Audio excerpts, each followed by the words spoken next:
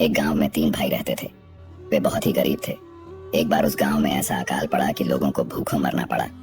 उन भाइयों की हालत तो पहले से ही खराब थी, अकाल के बाद तो और भी बुरी हो गई।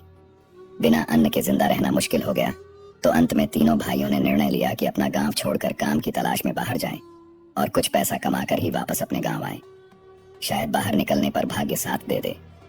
तीनों भाई एक साथ अपना भाग्य आजमाने निकल पड़े। दिन भर चलते रहे, पर न ही उन्हें कोई काम मिला और न ही उनके भाग्य का सितारा चमका। उस रात उन तीनों को एक पेड़ के नीचे भूखे ही सोना पड़ा। अगले दिन उठकर वे काम की तलाश में निकल पड़े। जब वे एक पहाड़ी से गुजर रहे थे तो उन्हें सूरज की रोशनी में वहां पहाड़ी चमकती हुई नजर आई। तीनों भाई जब उस पहाड़ी के नजदीक पहुंचे तो उन्होंने देखा कि वहां पहाड़ी तो चांदी की है। उनमें से सबसे बड़ा भाई बोला, मुझे अपनी चाहत की चीज मिल गई। मैं इसमें से खूब सारी चांदी अपनी चादर में बांधकर वापस अपने गांव जाकर चैन की जिंदगी बिताऊंगा। शहर में जाकर अपनी जिंदगी बर्बाद करने से क्या फायदा। इतना कहकर उसने अपनी चादर खोली और जितनी चांदी वहां से ले जा सकता था उतनी चादर में भरकर वापस अपने गांव जाने के लिए तैयार हो गया। पर बाकी दोनों छोटे भाइयों ने वापस जाने से इनकार कर दिया, क्योंकि वे अपने बड़े भाई से बेहतर पाना चाहते थे। सो उन्होंने उस चांदी में से कुछ नहीं लिया और शहर जाने के लिए आगे बढ़ गए। दोनों भाई पानी पीकर जी रहे थे, क्योंकि खाने के लिए उनके पास पैसे नहीं थे। इसी तरह वे 2 दिन और अपने भाग्य की तलाश में चलते रहे। 2 दिन बाद जब वे एक जंगल से गुजर रहे थे तो उन्हें कुछ चमकती हुई चीज नजर आई। जब उस चमकती हुई चीज के पास जाकर दोनों ने देखा तो पाया कि वहां सोने की पहाड़ी है। दूसरा भाई सोने की पहाड़ी के सामने खड़ा हो गया और अपने छोटे भाई से बोला, मुझे जिस चीज की इच्छा थी वह मुझे मिल गई। अब मुझे कहीं और नहीं जाना है। मैं इसी में से कुछ सोना लेकर अपने गांव वापस चला जाऊंगा और गांव में ही एक सुनार की दुकान खोलकर आराम और शांति की जिंदगी बिताऊंगा। इतना कहकर उसने भी अपनी फटी हुई चादर जमीन पर बिछाई और उसमें जितना सोना आया उतना उठाकर अपने गांव की ओर चल दिया। सबसे छोटा भाई बोला, चांदी और सोना, इन दोनों में से मुझे कुछ नहीं चाहिए। मैं अभी और अपने भाग्य को आजमाना चाहता हूँ। शायद मुझे तुम दोनों से कुछ और बेहतर मिल जाए। इतना कहकर उसने अपने बड़े भाई से विदा ली और शहर की ओर चल पड़ा। चलते चलते उसे 3 दिन बीत गए। वह एक घने जंगल में पहुंचा।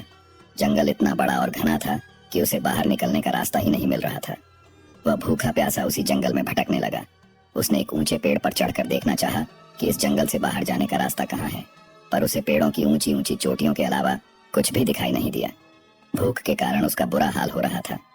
पेड़ से नीचे उतरते हुए वह ईश्वर से प्रार्थना करने लगा, काश यहाँ कुछ खाने को मिल जाता।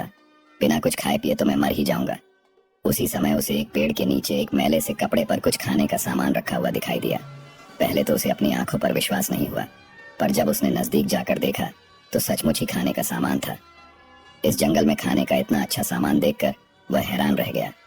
उसने इस खाने को भगवान की दया समझकर उस पर टूट पड़ा और थोड़ी ही देर में सब कुछ चट कर गया। भूख से इतना परेशान था कि उसने यह जानने की कोशिश नहीं की कि यह खाना किसका है और यहाँ पर कैसे आया। खाना खत्म करने पर उसने वहां पड़ा गंदा सा कपड़ा भी उठाकर अपनी जेब में रख लिया और आगे चल दिया। चलते चलते रात होने लगी। अब उसे फिर भूख सताने लगी। उसने सोचा, क्यों न इस कपड़े को बिछाकर ईश्वर से प्रार्थना करूं। उसने कपड़ा बिछाया और आंखें मूंदकर प्रार्थना करने लगा। थोड़ी देर बाद जब उसने आंखें खोली तो उस कपड़े पर तरह तरह का खाने का सामान रखा हुआ था। उसे विश्वास हो गया कि उसकी मेहनत बेकार नहीं गई।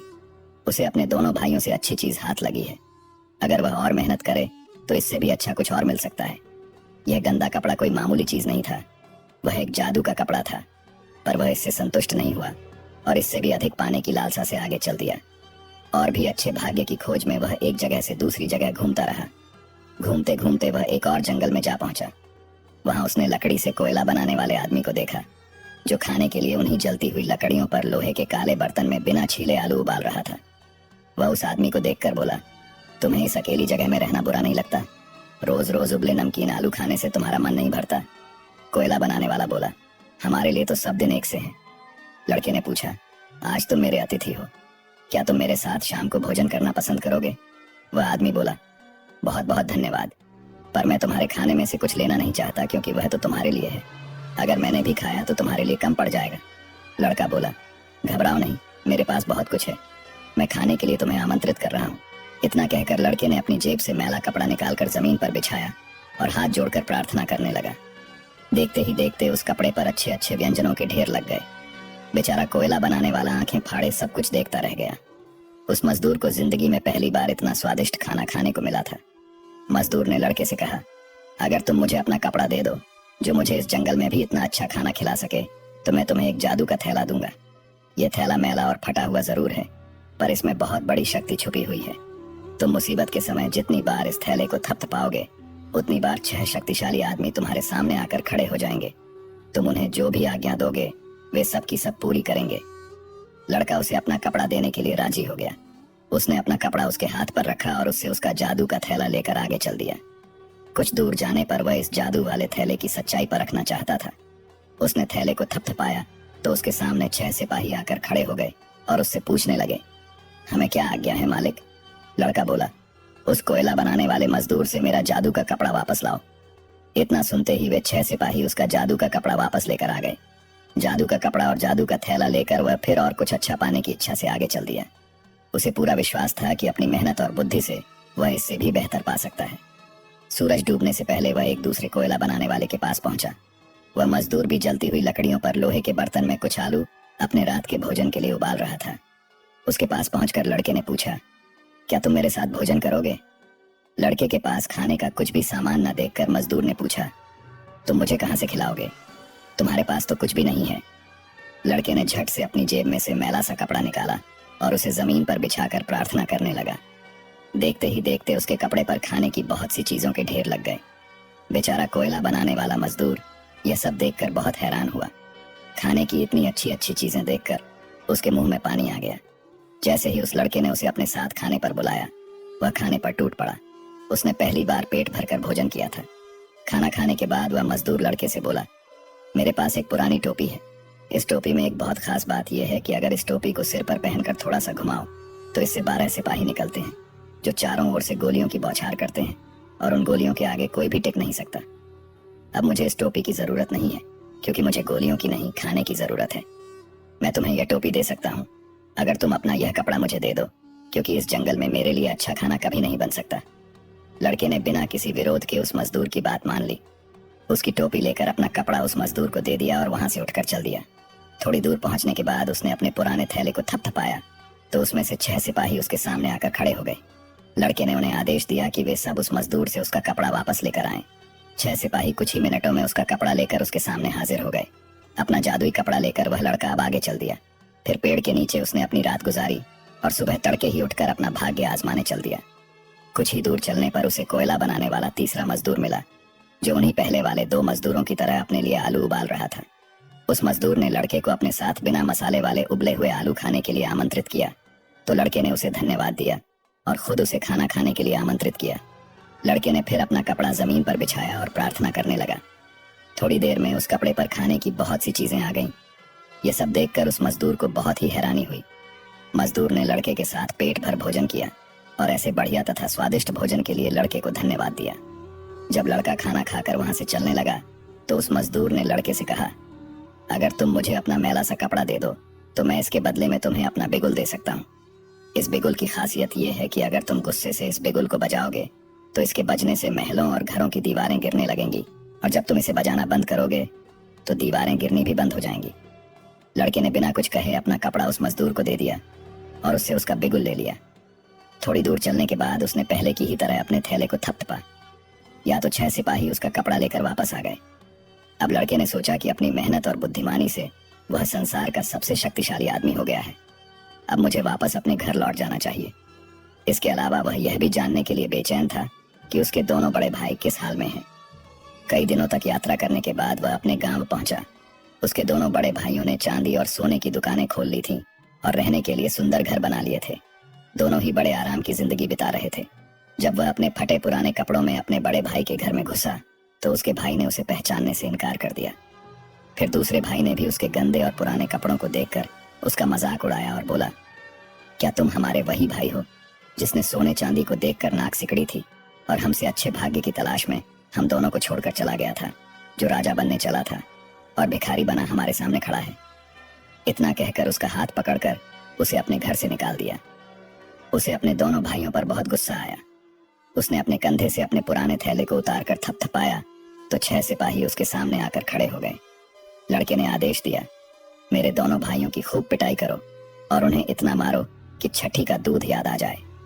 सिपाहियों ने ऐसा ही किया। बेचारे दोनों भाइयों की मार मार कर हालत खराब कर दी। वहां के लोगों ने जब उन दोनों की सहायता करने की कोशिश की तो सिपाहियों ने उनकी भी पिटाई कर दी। दोनों भाई सोने चांदी के प्रसिद्ध दुकानदार थे, अतः उन्होंने अपने भाई की शिकायत राजा के पास कर दी। राजा ने उस लड़के को पकड़ने के लिए एक सेनापति को अपने दल के साथ बाहर जाने का आदेश दिया और कहा, इस शांति को भंग करने वाले को शहर से बाहर निकाल दिया जाए। परंतु लड़के के सिपाहियों ने सेनापति और उसके सैनिकों को ऐसा खदेड़ा कि वे लहूलुहान होकर पीछे हटने को विवश हो गए। राजा ने कहा, यह आवारा लड़का अभी तक काबू में नहीं लाया गया है, और अगले दिन उसके खिलाफ एक और बड़ा दल भेजा। युवक ने उनके खिलाफ और भी अधिक पुरुषों को खड़ा कर दिया और जल्दी से उसने अपनी टोपी अपने सिर पर 2 बार घुमाई और भारी बंदूकें बजने लगीं। राजा के लोगों को पीटा गया और उन्हें भगा दिया गया। और अब उसने कहा, मैं तब तक समझौता नहीं करूंगा जब तक राजा मुझे अपनी बेटी को पत्नी के रूप में नहीं देता, और मैं उसके नाम पर पूरे राज्य पर शासन करूंगा। उसने राजा को इस बारे में बता दिया और राजा ने अपनी बेटी से कहा, आवश्यकता पड़ने पर सब कुछ करना पड़ता है। यदि मैं शांति चाहता हूँ और अपने सिर पर मुकुट बचाए रखना चाहता हूँ तो मुझे तुम्हें उसको देना ही पड़ेगा। शादी का जश्न मनाया गया, लेकिन राजा की बेटी इस बात से नाराज थी कि उसका पति एक आम आदमी है जिसने एक जर्जर टोपी पहनी रखी है और एक पुराना थैला रखा है। वह उससे छुटकारा पाने के लिए कुछ भी करने को तैयार थी। दिन रात उसके मन में यही चिंता बनी रहती कि आखिर वह इसे कैसे पूरा करे। वह सोचती रही, विचार करती रही, और अंत में एक संदेह उसके मन में उत्पन्न हुआ, क्या यह संभव है कि उसकी अद्भुत शक्तियां उसी थैले में छिपी हो। धीरे धीरे उसने अपने मन में एक योजना बनाई।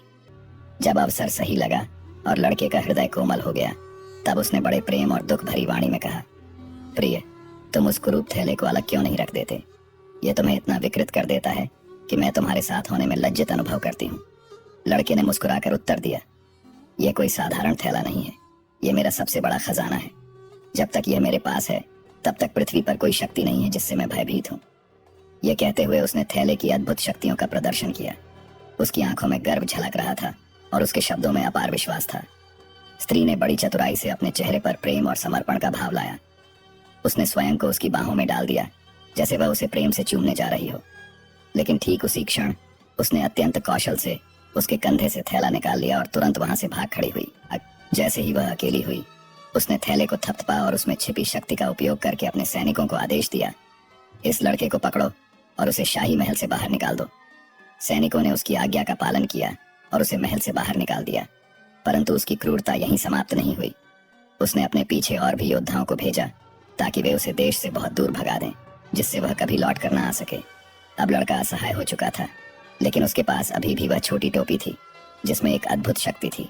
उसने जल्दी से अपने बंधे हुए हाथों को मुक्त किया और टोपी को 2 बार घुमाया।